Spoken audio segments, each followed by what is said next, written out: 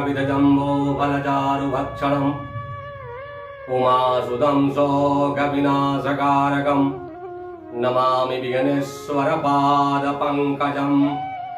वक्रतुण्डमहाकाय सूर्यकोटिसमप्रभा निर्विघ्नं कुरु मे देव सर्वकार्येषु सर्वदा। ॐ गं गणपतये नमः। ॐ त्र्यम्बकं यजामहे सुगन्धिं पुष्टिवर्धनम् उर्वारुकमिव बन्धनान् मृत्योर्मुक्षीयमामृतात्। हर हर महादेव। जय जय माई। धर्मानुरागी सज्जनों, प्रियजनों, मैं अपने YouTube चैनल के माध्यम से आप सबों के बीच लगातार धर्म शास्त्रों का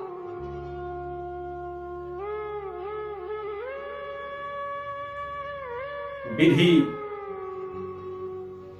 द्वारा सनातन धर्म के कल्याणार्थ मैं आप लोगों के समक्ष अपने चैनल के माध्यम से आते रहा हूं। धर्मानुरागी सज्जनों, अपने कल्याण के लिए, अपने परिवार के कल्याण के लिए, बंधु बांधवों के कल्याण के लिए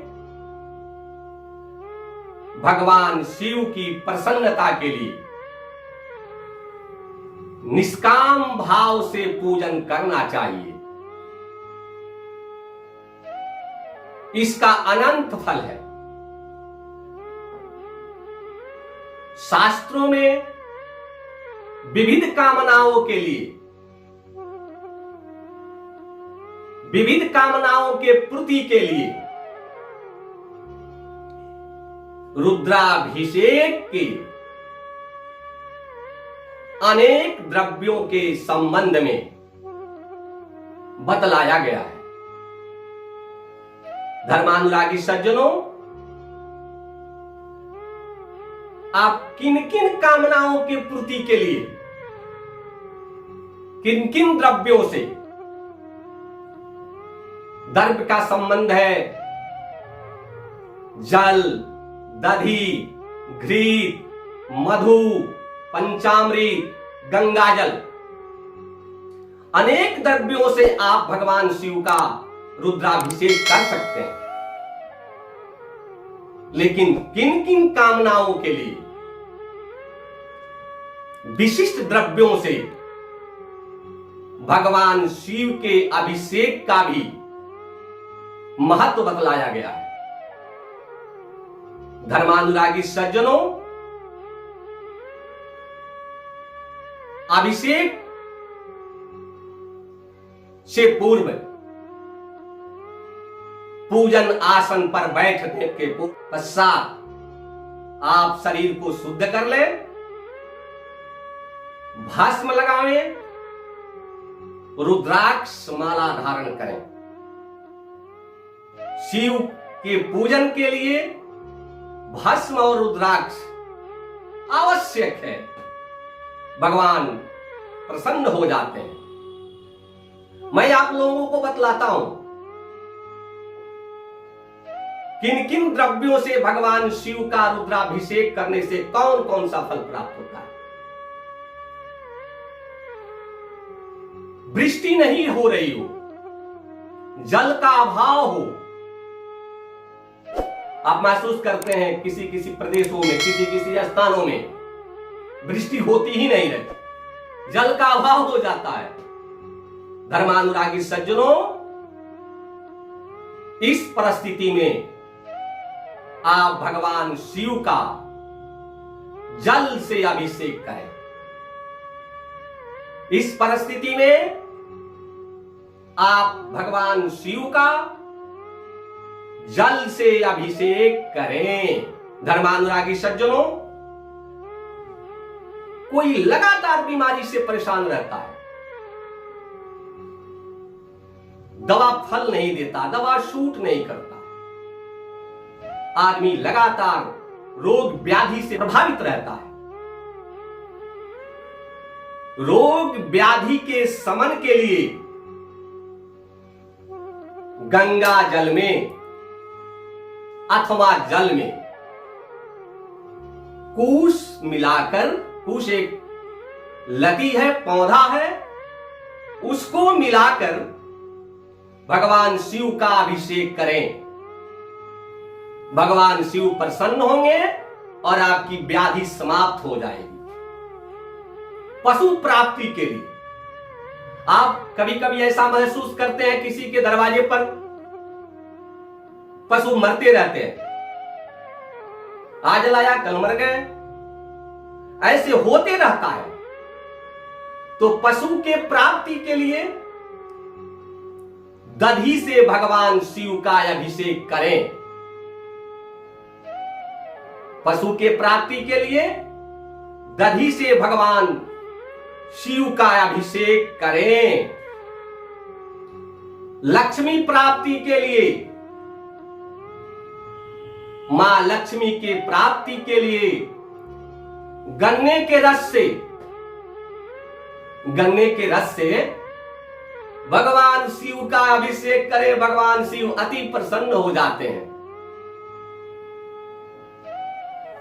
धन की प्राप्ति के लिए,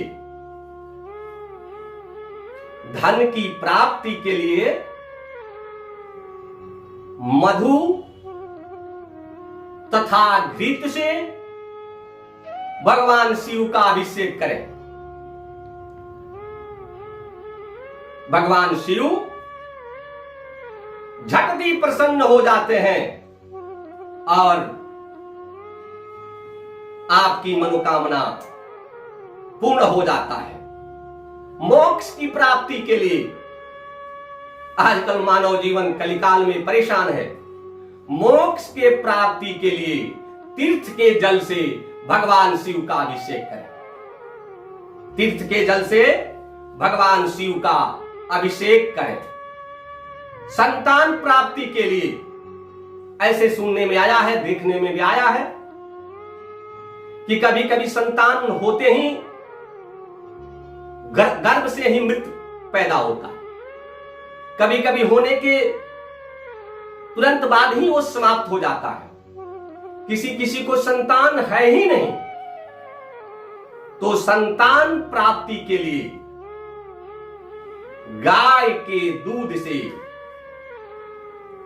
भगवान सांब सदा शिव का अभिषेक करें। ज्वर शांति के लिए, किसी को फीवर हो जाता है, ज्वर हो जाता है, वो छूटता नहीं, दवा आप लेते रह जाते हो, तो ज्वर शांति के लिए भगवान शिव का जल से अभिषेक करें। आपका ज्वर समाप्त हो जाएगा, आप स्वस्थ हो जाएंगे। बुद्धि की जड़ता के लिए, कोई ऐसा बालक है जो दिन भर पढ़ते रहता है, लेकिन जब परीक्षा देके आता है उसके बाद उसको जो अंक मिलता है, लगता है कि उसको कुछ अंक मिला ही नहीं। वो दिन भर पढ़ता है लेकिन उसके दिमाग में नहीं घुसता। चाहे परिवार में किसी की बुद्धि जड़ हो गई हो, कुछ बात ही समझ नहीं रहा हो, जिसमें परिवार में अशांति हो, आत्मा उस व्यक्ति के विकास में बाधा उत्पन्न हो रहा हो, तो बुद्धि की जड़ता समाप्त करने के लिए शक्कर में जल मिलाकर भगवान शिव का अभिषेक करें। बुद्धि की जड़ता समाप्त हो जाएगी और मनोकामना पूर्ण हो जाएगा।